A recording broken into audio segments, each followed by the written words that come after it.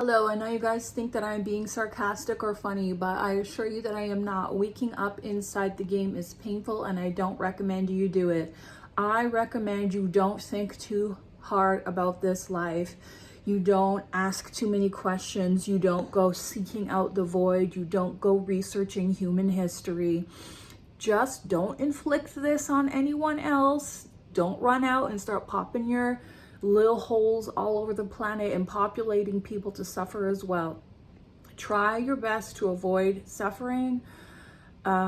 Just go to your little government school that your parents send you to because they can't afford to actually raise children, which involves, staying home, etc., etc. So just go to your government ass school, go get yourself a government ass job, pay your little bills, pay your little rent, take your pills and pop them, do what the government tells you, stay in line, work, a long ass job, go to the gym and lift weights so you can maintain your health, try to, do things in moderation, and then, go off in the forest and die one day.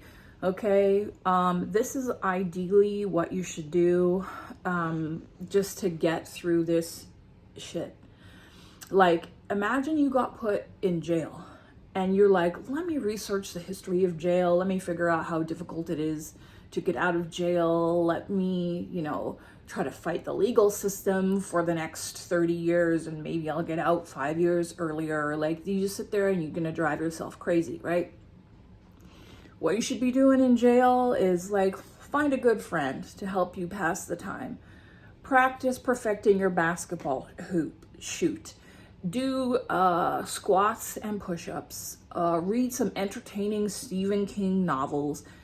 Do your cleaning every day to do your chores for being in jail. Just do your time with dignity and just try to get the fuck out as quickly and as sanely and as cleanly as possible.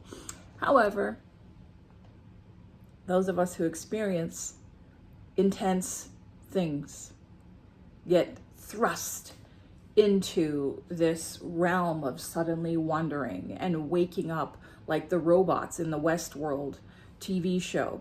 They're in that TV show, they were just living these lives, these programmed, repetitive things. They were programmed a certain way and they just lived it out over and over and over again.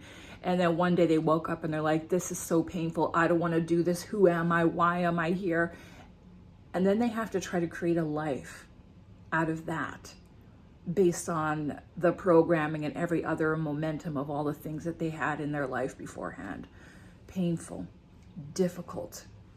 And once you see into that abyss, once you glimpse a bit of that freedom, even for me, glimpsing having money on the internet, making passive income, making thousands of dollars, making six figures in digital product sales. It reminds me of the time my farm cat, who'd previously just eaten dry food and whatever he could catch in the field, first got the taste of butter. Oh my God. He was obsessed. All he could think about from that day forth was how to get in, how to get the butter, how to jump up on the counter. And, he didn't know how butter worked. He just knew he loved it. So, you see a big chunk of butter, you try to bite it, right? So then there's these two little vampire tooth holes in the butter on the shell, right? And forgot you gotta lick butter if you're a cat, And so the lack of that butter would cause him pain, and the butter would haunt his memories while he's shivering with the other barn cats under the hay in -25. The memories don't really keep you warm. They haunt you. And now, the things that I have enjoyed pleasurably in life, I still pursue them because it's against my moral code to destroy things that are beautiful or that create beauty in the world or that help people or that are moving forward, right? There are some people, they see a beautifully laid sidewalk and they want to go and step in it, or they want to go throw something and it'll write on it, right? There's people, they see a smiling person enjoying themselves walking down the street, and they got it in them to do something, right? I think that is evil. That is just plain evil in this world. And for me to end my own existence, you know, I think of myself as something really beautiful, even just as like a process that is separating away from the momentum that my family tried to push me into, that I was born into.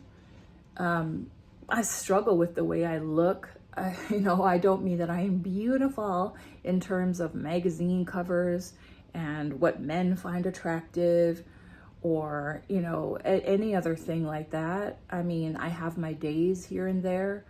But it's just in the way that people respond to me, in the way that I am growing and becoming more mature over time, because I see so many people who are not. And that's the thing with waking up. Some people think that I am on here making these videos to try to wake people up. No, I make these videos for the people who already get it. The people who are not awake, who are still reacting out in the world, who are freaking out about things, who love drama, who love gossiping, who, they try to bring people down. They like to criticize things. They have opinions on everything under the sun. This is, or the zombies, right? The zombies who just go along and agree with everything, and they just go through life. They don't question anything, and they just believe the government and everything. These people, one of my mentors, he talked about it. He talks about when he encounters them in the world, you just treat them like babies. You're like, yeah, go Oilers, woo, yeah. And they just go Oilers back. And you're like, yeah. Or, they want to complain about the government. You go, yeah, it sucks, doesn't it? Yeah, I hate it too. Yeah, roar. And they sit there and they go on, and hopefully you can get out of that conversation sooner than later. But yeah, when people want to come at you with their drama, you just get at them like a baby. Oh, it sucks. I know. Yeah. Oh, whatever. You just try to not actually get drawn into their drama. And you hope that maybe one day they will change. The majority of them will not. I did, though. I have to admit, I used to be absolutely, well, I wasn't absolutely insane, but I was really immature. I didn't know how to communicate. I didn't understand myself. And I turned mountains, or a molehill, into a mountain many times in my past. Now I learned to regulate my own emotions. I learned to calm myself down, not to make my problems everyone else's problem. It's it just took a lot of work. So now when I see it in other people, I don't have any illusion in my mind that there's a literal fucking thing I could do to help them, because there isn't. When you're in those kind of mindsets, anyone who points it out to you or who tries to help you is just part of the enemy, right? And it's sad. People get they pick up these patterns from their parents, from their family, when they're young, and they just repeat them. And this is my personality. This is who I am. Take it or leave it. No, it's not who you are. That's who you're programmed to be. And what you're doing now is just playing out a program, like one you might see in a computer. And you could change it if you wanted to, but you have to get outside yourself first. And that's probably not going to happen. It's unfortunate. It takes these really painful and difficult things in life to get people to really change. But a lot of people, they'll just lock down even harder when these things happen. They don't really see them as opportunities for growth. They think of all of this and earth and all of this stuff as very real, right? It's real and it's just literal and it's just happening, right? For me, I try to think of things that happen in my life metaphorically, because I've been interpreting my own dreams for the past 30 years. I try to think, what is this actually teaching me? And I've had so many profound moments. And I do think on some level that we're all kind of like one. All of us are a process that is running in the same living entity somehow. I don't know how to explain it. So, I think a lot of people were patient with me when I was insane and I was going through my little growth process. So I try to be that way with other people too.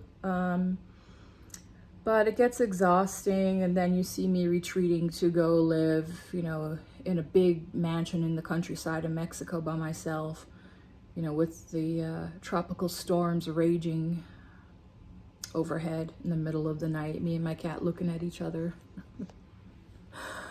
Or, I take off to a cabin in the woods with the coyotes howling again at night, circling around, and me thinking, what's that door built of? Could it be broken down?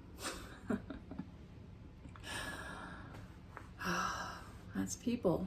Can't live with them, can't live without them, and life as a human. Good luck.